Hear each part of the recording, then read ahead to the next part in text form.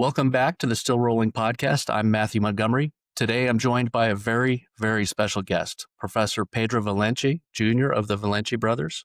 Pedro grew up immersed in the martial arts under the direct influence of Grandmaster Helio Gracie, and I've heard it said that Pedro spent more time on the mats with Helio during his last 30 years of life than anyone. And he's dedicated his life to preserving and teaching jiu-jitsu as more than just a fighting art. Together with his brothers, Pedro built an academy and a philosophy that emphasizes balance, discipline, and the deeper values behind the practice. Central to their approach is something called the 753 Code. It's a framework designed to help practitioners live with harmony across body, mind, and spirit. In our conversation, we'll explore the origins of this philosophy, how it's applied both on and off the mat, and what it means to walk the path of a modern martial artist. Whether you're a seasoned grappler or someone who's just looking for more structure and meaning in your daily life, this is a conversation that'll go far beyond technique. So let's dive in. Professor Pedro Valente, welcome to Still Rolling. Thank you very, very much for joining me. It's an honor. Thank you, Matthew. So happy to be here with you. It was a pleasure meeting you in Ohio, and I'm excited to have this great conversation with you. Fantastic. So usually we kind of jump into kind of the background. A lot of people kind of know who you are, but I'm going to do it a little different today. I want to talk about an experience when you visited us in Ohio. You had just gotten to the academy, and we were wrapping up Mike Casey's seminar. We were kind of off in a corner, and Mike Casey and Robin Giesler, they were talking about one of the Gracie combatives techniques and kind of talking shop about it on the opposite corner from where you were standing. And first off, that conversation by itself was really neat because you had a 7th degree black belt and a 6th degree black belt both talking about, a very basic technique. And then out of the corner of my eye, I see you running across the mats to join. Can you tell me a little bit about what motivated you to run across the mat and come join us? I love jiu-jitsu, and that's my great passion in life. And I just saw, as you said, amazing practitioners, very high-level practitioners discussing a basic self-defense technique out of Grandmaster Helio's original curriculum. And I was excited just to participate and to listen to what they had to say and to learn from them.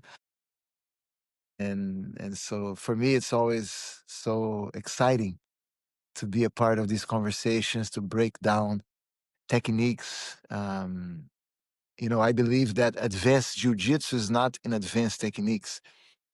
It's in the advanced details of the basic techniques. And so just to participate in a high-level conversation about a basic technique, for me, it's always fascinating. And that's why I asked for permission to step onto the mat without my kimono. And just to be a part of that was very nice. I my head almost exploded. I had, between the three of you, there were about 100 years of experience on the mats, really getting deep into something that, a new person to jiu-jitsu could possibly learn that technique on day one. And that speaks to the depth of technique and what jiu-jitsu really is, and it never ends.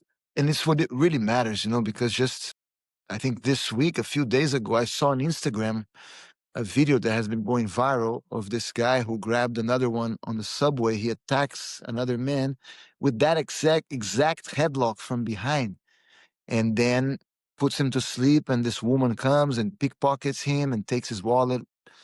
But it was exactly the same attack that we were discussing. And that's what really matters to me. What are the most common street attacks? In that case, a headlock from behind, a choke from behind with a pullback. And that's why these techniques matter so much to me. And I love exploring them so much because they represent the essence of jiu-jitsu, which is to teach our students how to defend themselves against the most common street attacks, and not a sport of competition, which I respect, and I think it's a great sport like any other sport. But to me, jiu-jitsu is about learning how to survive a violent attack.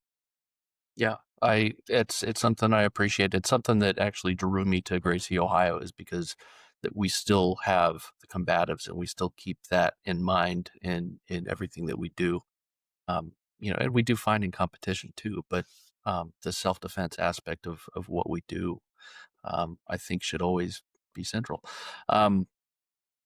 So your lineage. So now we'll go back into how you grew up. I mean, your father, Pedro Sr. He was a great friend of Elio's, and Yes. you were able to grow up with the Gracies.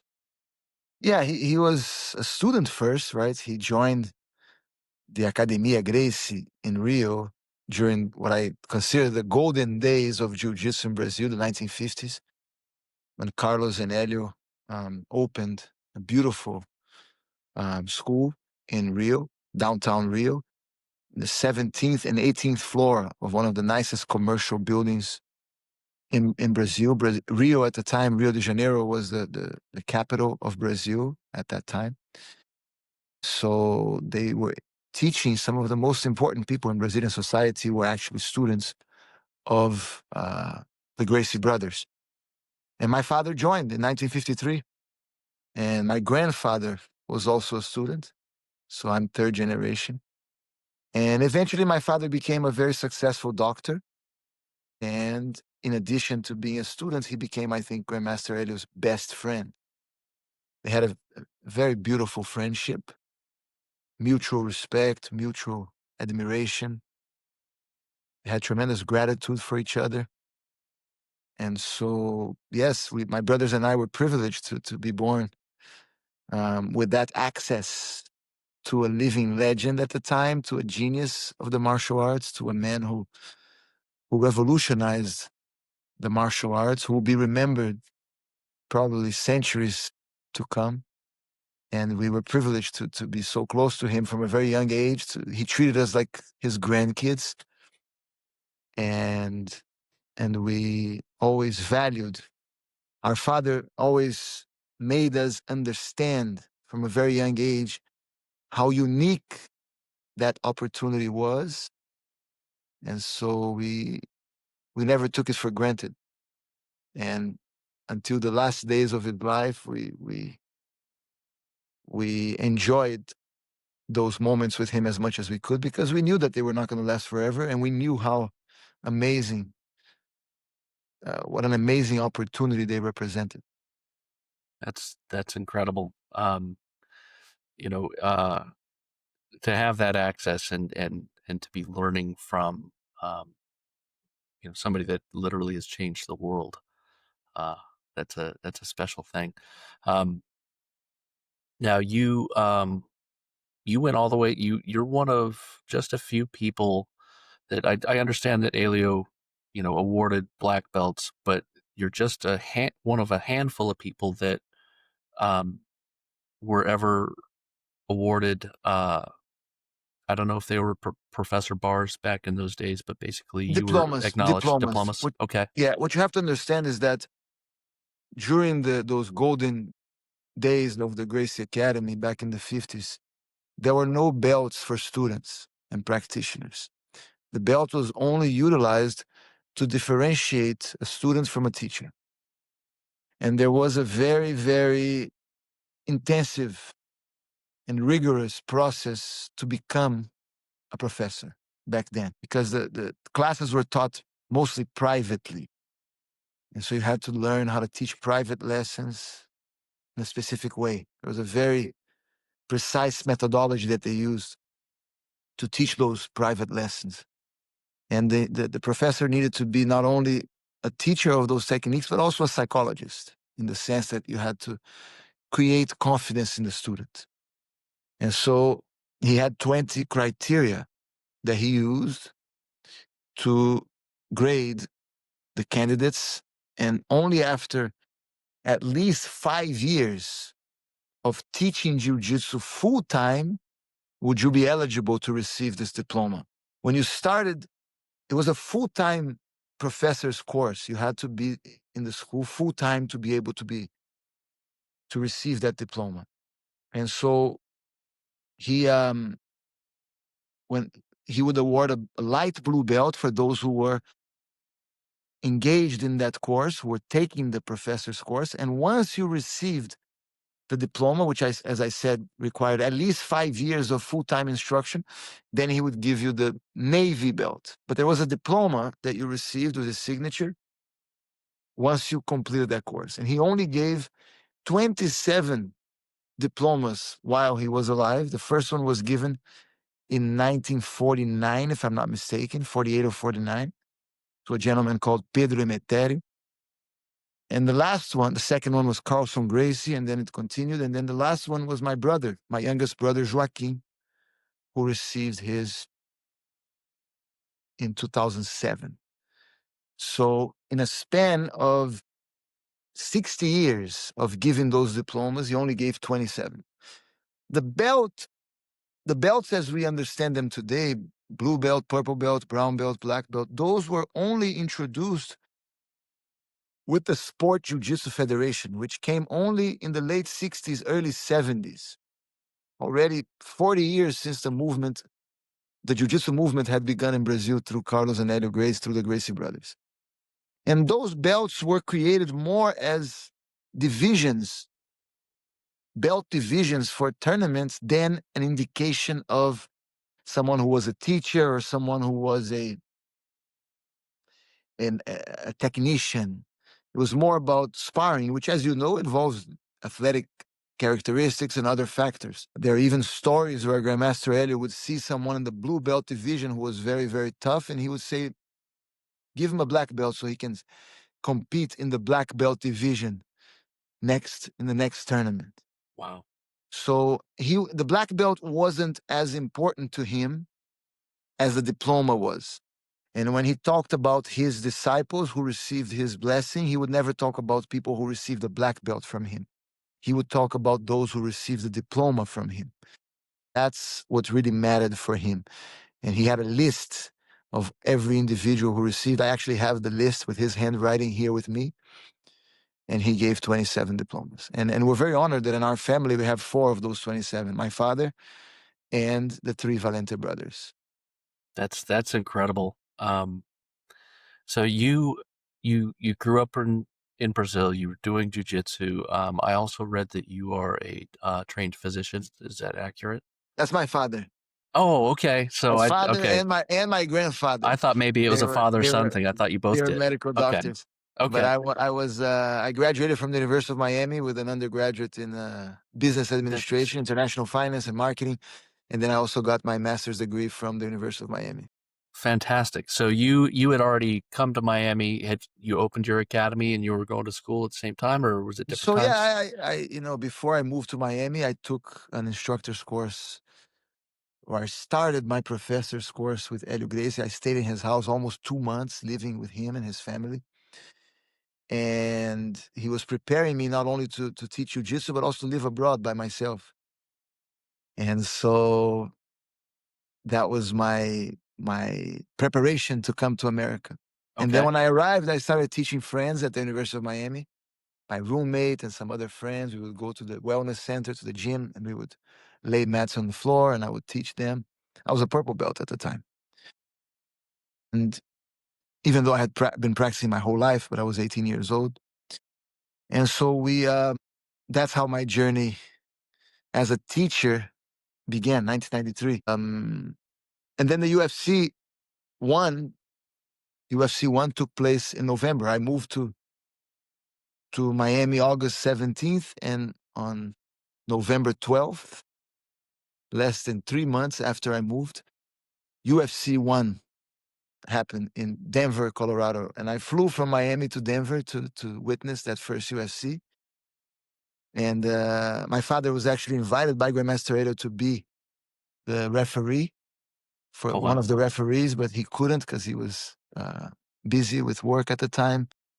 And he wasn't able to make it. But João Alberto Barreto and Hélio Vigio, who were also teachers at the original Academia Gracie in the 1950s, they were the refs for those fights.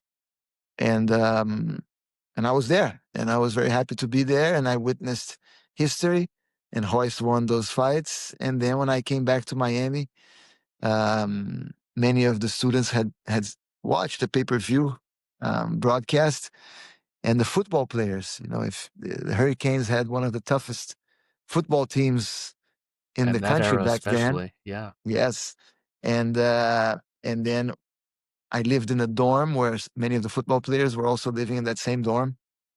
And one of the players invited me to come to his house to grapple him because he had wrestled in high school. And we did, and he was impressed with my skills because he was an athlete and I wasn't an athlete. I was just a student.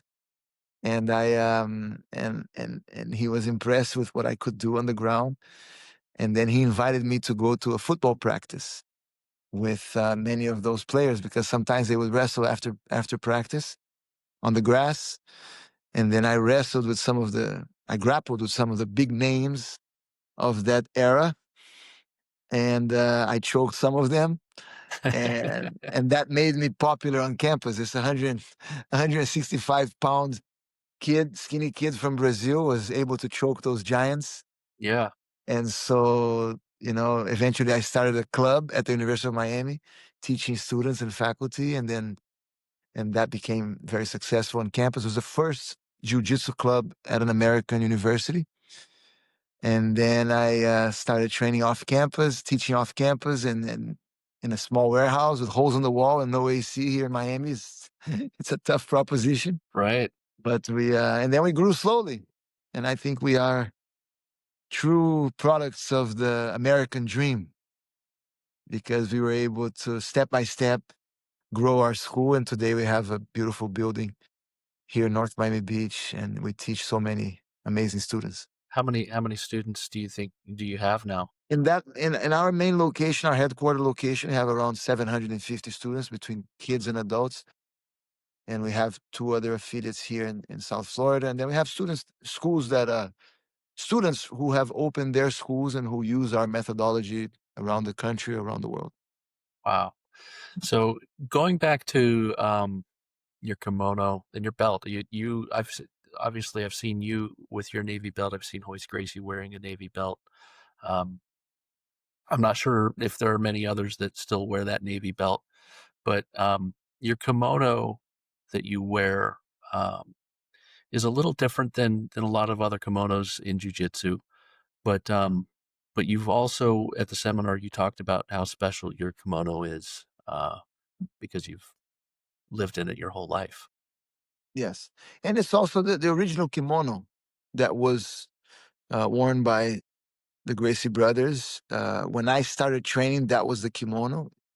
And eventually, in order to get an advantage in competition, jiu-jitsu practitioners started using judo kimonos because they're thicker, harder to choke, harder to grab. And then eventually they designed BJJ kimonos. That only came in the 90s. But the original kimonos, the purpose of those kimonos was to simulate regular clothing. Obviously a little bit um, firmer so it doesn't, a little more resistance so it doesn't rip all the time. Yeah, But it's designed to simulate, regular clothing. And so since we don't participate in any type of tournaments or jiu-jitsu competitions, then we maintained that same kimono as was used by our teacher, and that's the kimono that he loved. And the belt was after he passed. It was actually my father's idea. He spoke to Royce about it, so Royce started using the Navy belt, and we as well. The Navy belt represents the diploma, and so that's a belt that was attached to his diploma. So we put his signature on the belt, and we wear that belt, my brothers and I, as a tribute to Grandmaster Helio Gracie to honor him and to honor the diploma that he gave us. that's incredible. Um, so you're you have a book about the 753 code, and I'd really like to get into it because it's impactful, and I think a lot of the things that I talk about in my podcast with other guests, we may not specifically talk about the 753. But so many pieces of what we generally talk about as far as our benefits of doing jujitsu and physical and spirit, almost spiritual kind of benefits you get. I'd love to hear um, all about it in your words. Sure, we decided to create the 753. We didn't create the principles contained in the 753 code, but we created the code as we combined all those concepts. Because we felt that the philosophy of jiu-jitsu was not being explored as much as it should within jiu-jitsu schools. So the reason why we created the 753 code was so that we could teach the philosophy in an organized way to our students. And so the 753 code is an organization of the physical, the mental, and the spiritual benefits of jiu-jitsu, how to create spiritual wellness, physical wellness, and mental wellness through the practice of jiu-jitsu philosophy. So the question becomes, so what is this jiu-jitsu philosophy? The jiu-jitsu philosophy is a philosophy of wellness above all. And it's a philosophy of what the Gracie brothers called willpower, which is the ability to resist our strongest desires, which might not contribute to our wellness. So they believed in willpower. They believe in mental strength to be able to resist those impulses. So, for example, you are very hungry and you wake up at 3 o'clock in the morning, you go to the kitchen and you see a very nice chocolate cake right in front of you. And you really desire to eat that cake. You have that impulse, you have that emotional reaction. Are you able to control that? Do you have the ability to control your impulses? That was very important. That discipline was extremely important for them. And they felt that through nutrition, we could practice that a lot because we are hungry, right? And we are many times tempted to eat things that are not healthy for us. And we make up excuses to be able to do it often. So they felt that it was a great way to practice discipline, to develop willpower, and that once you develop that ability and you develop the confidence that you can resist it, then you can use it for other things as well. The 753 code is basically a combination of 15 elements.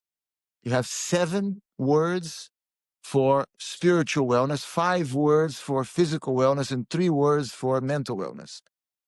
So, regardless of someone's religious beliefs or even a lack of any religion, we believe that spiritual wellness can only be achieved through a virtuous life, moral values, ethical conduct.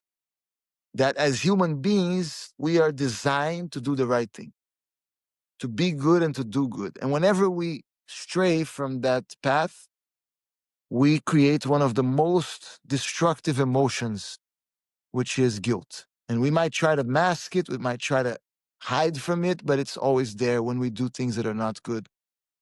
And we can't be spiritually well. So by cultivating these 7 words, which we took from Inazo Nitobi's description of the samurai spirit called Bushido.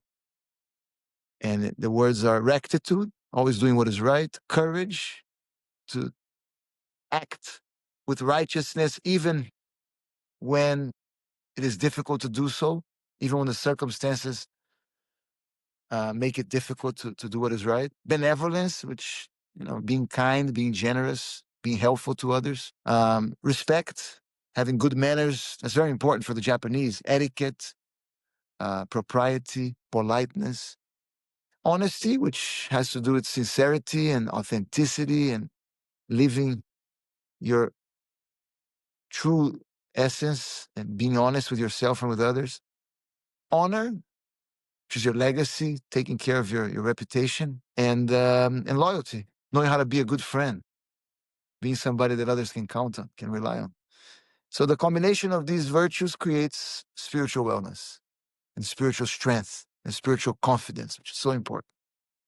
Then the body, it's more straightforward. It's exercise, sensible exercise, exercise that promotes health, nutrition, and some people call the Gracie brothers radical when it came to that, but their approach I don't know if you can call that radical. I think it's logical. I think it's rational. It doesn't make sense to destroy your health by putting substances inside your body that are unhealthy. And they believe that it was more difficult to have to constantly control yourself by using the concept of moderation.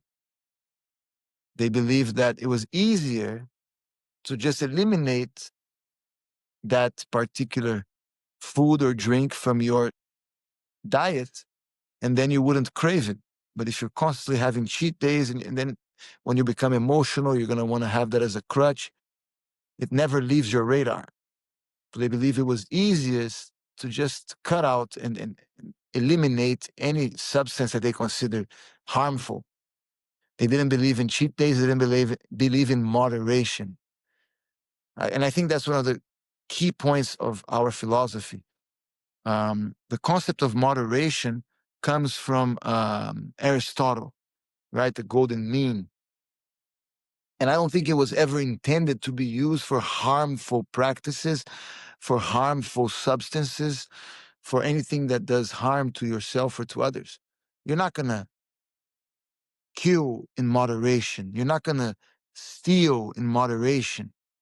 If something is harmful, you don't do it. Moderation should be applied to things that are helpful, that are positive, but if done in excess, are going to be harmful. So, for example, drinking water. Drinking water is very healthy, but there is a point where you're going to drink too much water where it's going to be harmful, right? Medicine is great, but too much becomes poison. So moderation is to be applied to substances that you need, but that too much will create excess, but not things that are inherently harmful. And so that was a big part of their philosophy, and it had to do with strength of the mind. If something is bad for me, I'm strong enough not to do it. I'm not controlled by my desires. I'm the master of my mind. And so they really thought that nutrition was, because, it's the idea that you're harming yourself, that you're not able to control yourself, and you're putting something inside your body that is going to destroy you, that they believed in that as a big exercise of discipline and self-regulation. Obviously, rest, right? Sleeping, that was so important. They usually took a nap in the middle of their day between classes. That nap was almost sacred for them after lunch. And good rest at night. Hygiene and positivity. Positive mental attitude so that you can minimize stress. And then the mind, it's awareness, both of your surroundings, situational awareness, but also awareness in the sense of information, of knowledge, being curious, wanting to learn about all the different areas of life, current events, the different sciences, arts. Having an eclectic knowledge and curiosity. Emotional balance, which is the ability to deal with stress in an even manner, even keel, imperturbability, not being easily affected by things, being calm under pressure. And then the last one is flow, which is a state like being in the zone, where you're able, through training and through skill development, you're able to do all these things that we're talking about in a spontaneous way without having to force yourself to do it. So that's basically a quick explanation of the complete code of the 753 code. That and all of it makes sense. It's things that you hear in other areas, here and there. Obviously, when I was in the Marine Corps, if I didn't hear the word hydrate 6 times a day, it was something was off. And frankly, the control piece, you go back to the piece of cake that's in your fridge. If that cake is actually not in your fridge, then there's nothing to moderate there. Sure. Right. Exactly. um, No, and Grandmaster Helio would recommend for us to test ourselves. Right? He said, take your when you're very hungry, take your favorite food, put it right in front of you, look at it, and don't eat it. okay. Right? To be able to practice, it's a muscle that you develop. And he felt it was the most important one because that's what allows you to be righteous when the circumstances are not indicating that, when everybody is going a different direction. You know, he wanted to exercise that muscle because he believed nothing was more important than being able to stand up for what you believed in, and being able to live life according to your true values, and not allowing for your emotions to dictate behaviors that many times you will regret later. That makes sense. Um, And as I said, Matthew, the thing about 753 code, these concepts exist, and you can find good books about all of the ones that I just described. What you don't have is a complete package. And I think that's what's unique about the 753 code, is how it brings all these elements that are scattered. You have great books about meditation and mindfulness. You have great books about nutrition. You have great books about morality. But this kind of is a blueprint for life. It's like, what do I need to be a good person and to live a good life? There's a quote, I think it's also Aristotle, which is a life which is unexamined is not worth living. And I think that's what this philosophy does for you. It allows you to constantly examine your life so that you can try to improve and become a better person every day. I think that's the most important purpose of our existence. it's profound. Um, how do you think jujitsu is going to continue to evolve as far as, um, we have, I don't want to call it a split, but there's, we have the sports side, we have our self-defense side. You have schools that have focused often one way or the other, and I feel like they're going to come back together. Um, how do you see jujitsu de- continuing to evolve and develop? So I think one of the beauties of jujitsu is that it allows for so many different expressions, right? Someone can take the techniques of jujitsu and create an amazing exercise program that people can benefit so much from.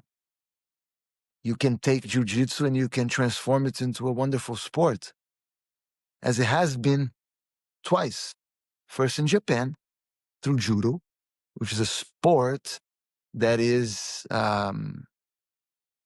created based on jujitsu techniques, but more focused on the throwing techniques of jujitsu. And then you have another sport, which also comes from jujitsu, called BJJ, or jujitsu as well, which is more based on the grappling techniques. Then you have another sport which also comes from jujitsu, called MMA, which is also based on the striking component. It combines a little bit more of that one-on-one fighting, but also with rules and regulations. You have sambo, which is another sport which also comes from jiu-jitsu. And I'm sure there's European styles of jiu-jitsu which also and usually the evolution of these sports, they occur within the rule set. The rules dictate the evolution, right? And depending on the rules that you have, you're gonna have different types of techniques that are born of those special conditions. And then you have specializations. And I think that the tendency is for these different branches of jujitsu, if you want to call it that way, to become more and more specialized. And in a way, they become more and more different from each other. But I think it's great that we remember that all of these sports, they have a common ancestor, which is jujitsu, the original art of jujitsu, which is intended for self-defense. But even the original art of jujitsu went through different adaptations. Originally, it was practiced with the body armor at the time of the samurai warriors, and also the idea of warriors always carrying swords.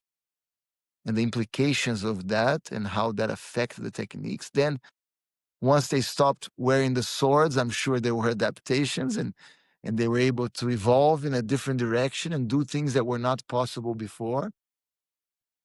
And then the rules, Jigoro Kano implemented rules which allowed for winning through throws, and so that gave more emphasis on the throws. And in Brazil, they kept it going until somebody submitted, and then it's evolved in a different way in Brazil. And then once they introduced the whole point structure, 2 points for throwing, that shifted the evolution in another direction.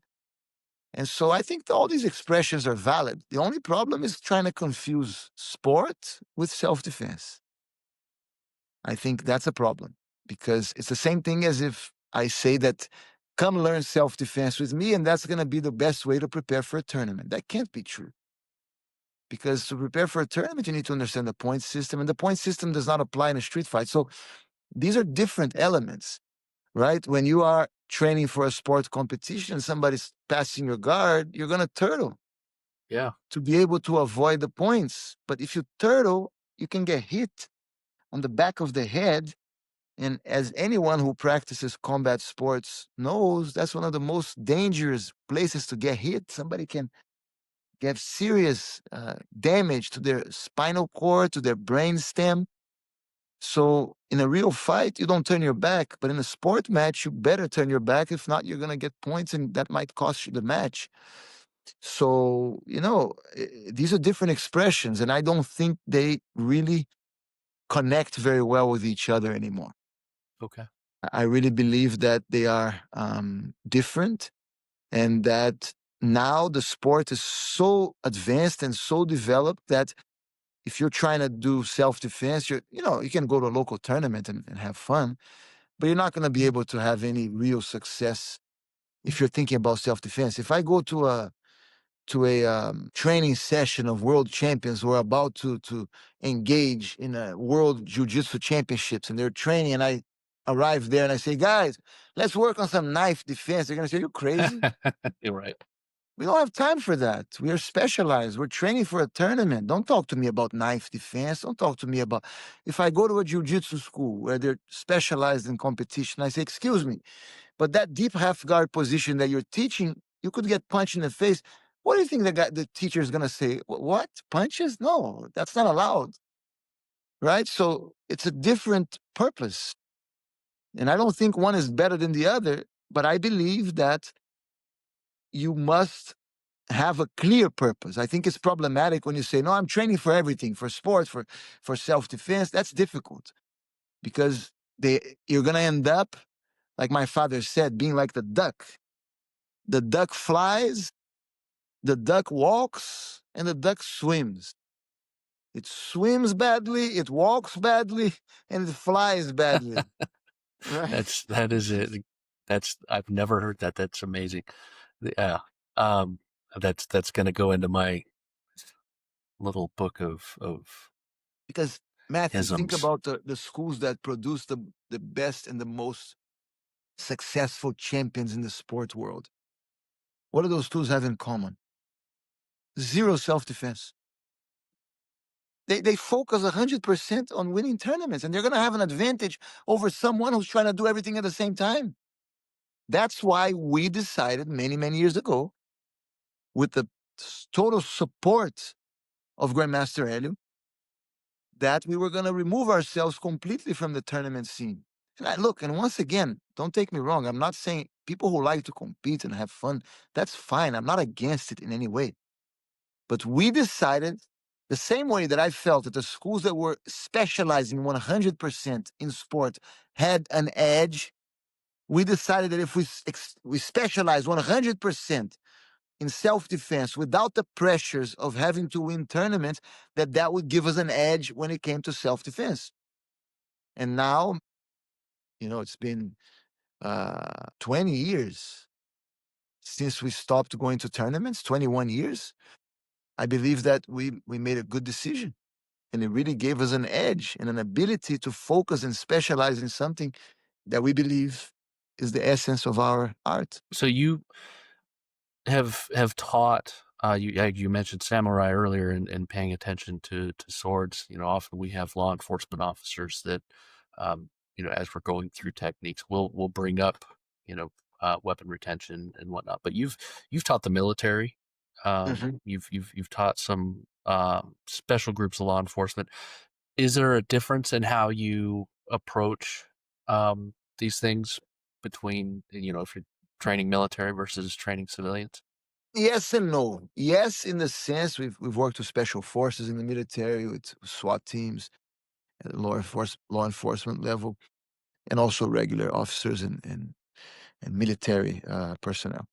Um, yes, in the sense that we address specific needs and situations. So when we're teaching at our school, we're thinking about a civilian, an average person that might be attacked. A law enforcement officer usually deals with a specific type of attack. A soldier also deals with. So we would always ask the groups that we work with, like, what situations you believe you need our help with, and then address those situations specifically, be it handcuffing for law enforcement officers, be it weapon retention, and prisoner apprehension. That's something that we work in the military, um, and so many other facets that are important to work on. But at the same time, I believe that the practice of jujitsu is vital for law enforcement work and for military work.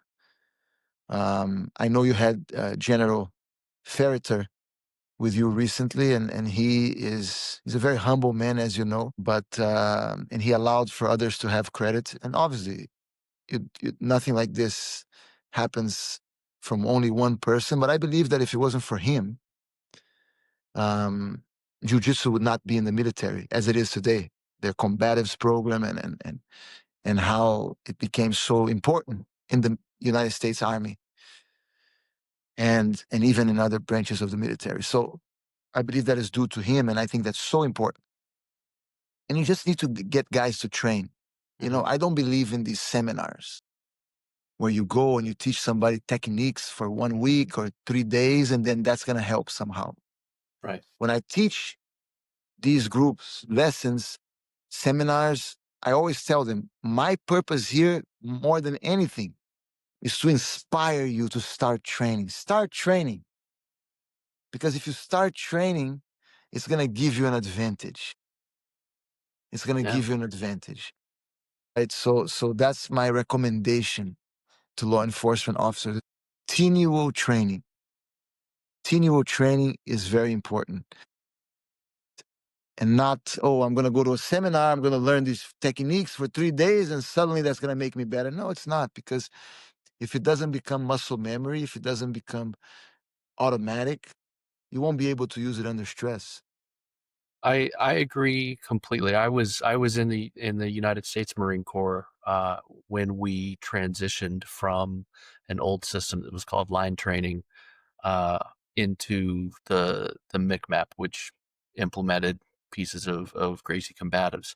And we used to joke that the line training that we learned in boot camp and never ever did again. Number one, it was not efficient. We always joked that somebody was going to go out in town, try it, and get their butt kicked.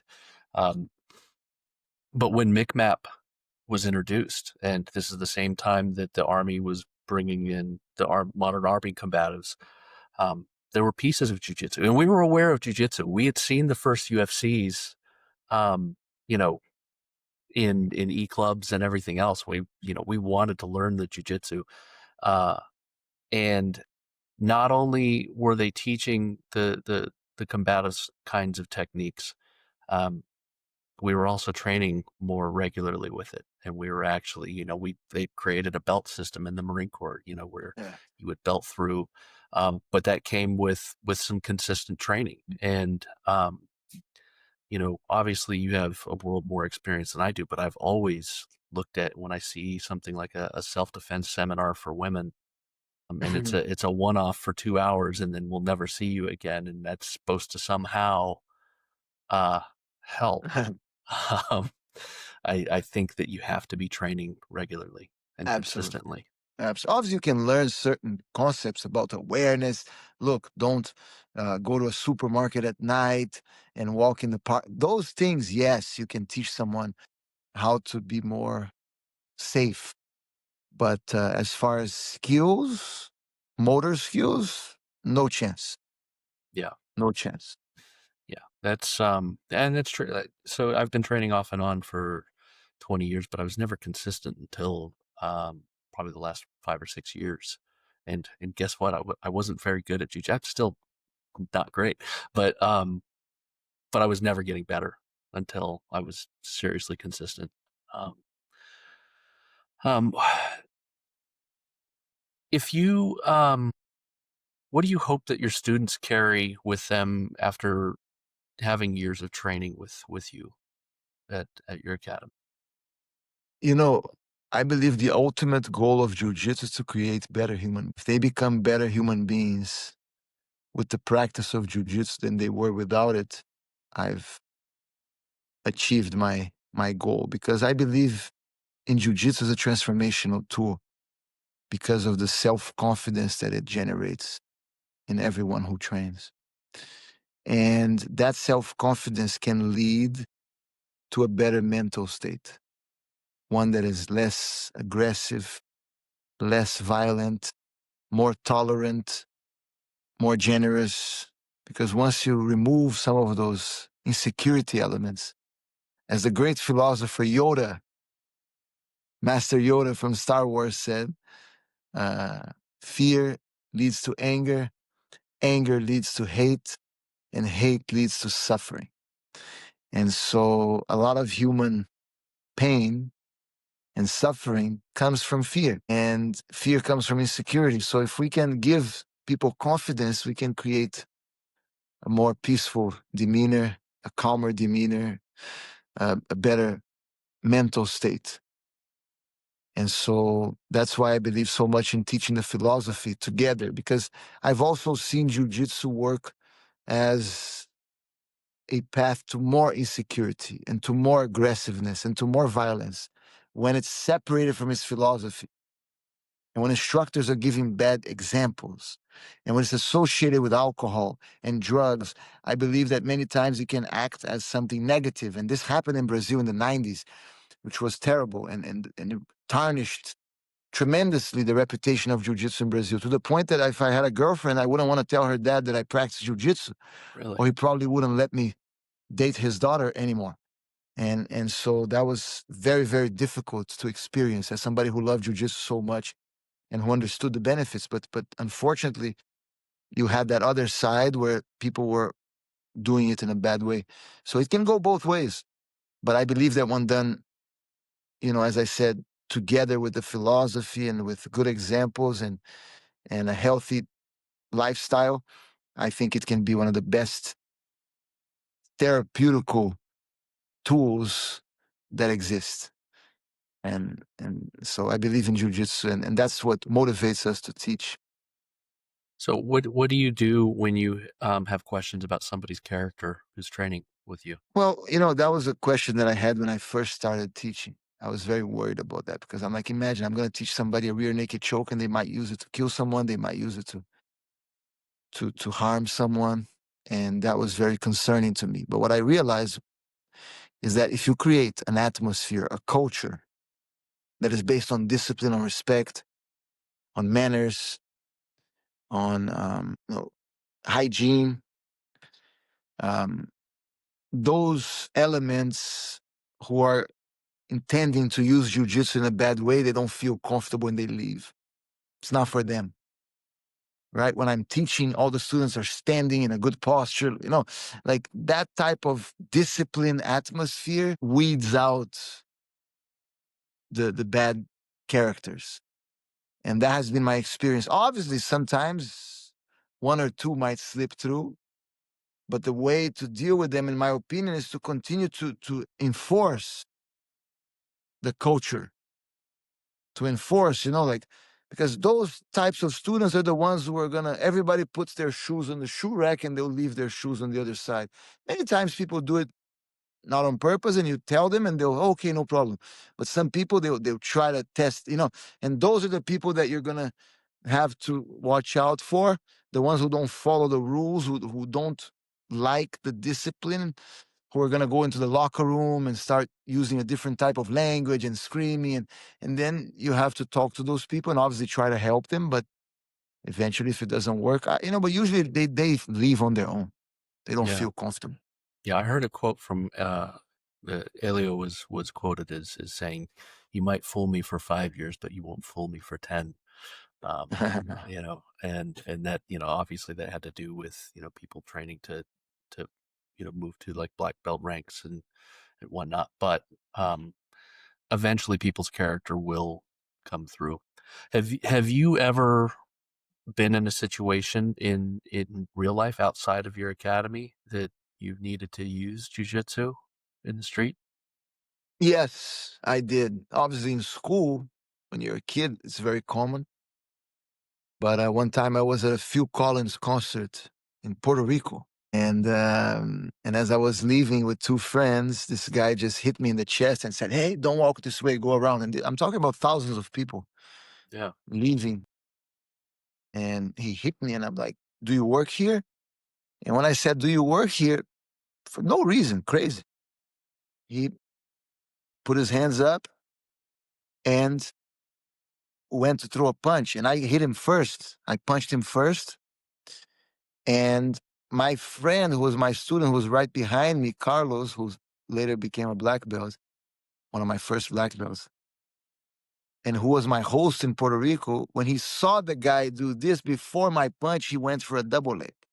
So the guy got hit with my punch, which was a straight jab, and he got taken down with the double leg. And Carlos was a amazing fighter, but very, very kind, very generous, very big heart. It was funny. He mounted on the guy, and there are a lot of people around. I'm trying to not let anybody get in. And Carlos mounts on the guy, and then he takes his watch. He removes his watch. He's like, "This is my grandfather's watch. Hold my watch." I'm like, "Okay." From the mounted position, he's Right. worried about the watch. Yeah. I put the watch in my pocket, and I'm kind of grappling with another guy who's trying to jump in, and I'm not letting him. And then from the other side, a guy came and to break it up, pulled Carlos out of the mount. And when he pulled the other guy who was laying down, Carlos hadn't even hurt him, starts trying to sit up. And then I put my knee on his belly and I said, "The fight's over, stop it." And he grabs my throat, and I apply an arm lock from knee on belly. And then he starts screaming. And I didn't break his arm, but I just put some pressure. And then people start saying, "Policia, policia." And then we took off. Yeah. Yeah. That was one. And the other, that was the positive outcome. But I also had one with a negative outcome. I I was in a party. I was in college at the time, and I had danced with this beautiful girl, single at the time, and but apparently she was with a guy I didn't know, and the guy got jealous, big guy, big bodybuilder type, and he wanted to fight me, and I was like, "Stay away." And then he came, and again he put his hands up, and I managed the distance, and he threw a big haymaker, and I ducked, and I clinched him. And when I clinched him, his friend came from behind, I didn't even see, and hit me with a very lucky punch that hit me right in the eye. And I fractured my orbital bone here, and immediately knocked me out. I was knocked out clean from that punch, and I woke up with puddle of blood underneath me, and the guy was on top of me, hitting me on the ribs. And then I tried to put him in the guard, and then my friends arrived and pulled the guy off. And when they saw my face, how Vanderlei Silva just got punched, and I Yes. saw it. Did you see the picture of his Yeah. eye after? Mine was It's awful. exactly like that. It was the same. Exactly the same punch. It was lucky. Yeah. In that fight with Vanderlei Silva, 100 punches were thrown. One caused that damage, and that was what happened to me. And then my friends got him and gave him a little beating as well. So in the end, it was even, but I came out with a swollen eye and a couple of broken bones. And I remember calling Grandmaster Helio, and he said 2 things I have to tell you. Number one, in the street, don't clinch so quickly. You should have side kicked him and created distance, and you would have seen the friends. So be careful with that. That's something we do in the octagon, but not in a street fight. You need to use more striking and distancing and not close the distance so fast. And number two, look yourself in the mirror. That's the greatest trophy that you can ever receive.